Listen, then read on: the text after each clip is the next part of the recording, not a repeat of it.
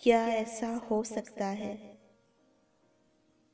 किसी दिन तुम्हारे पास ढेर सारा वक्त हो और मैं अपनी हसरतों बुनी शाल का धागा धागा उधेड़ कर तुम्हें दिखाऊं?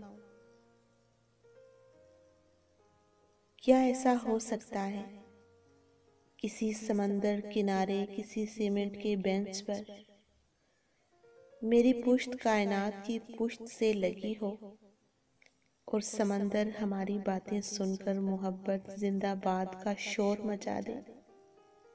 क्या ऐसा हो सकता है किसी रोज अपनी यादों के हमराह तुम खुद भी आओ और मेरे कांधे पर सर रख कर कहो, इतना याद क्यों करती हो कि बेध्यानी का ध्यान भी अपनी सिमत खींच लेती हो?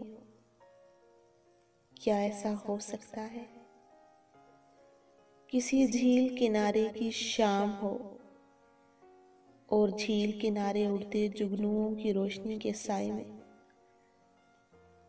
मैं तुम्हारे सामने तुम्हारी मजबूरियों को नज्म करूं?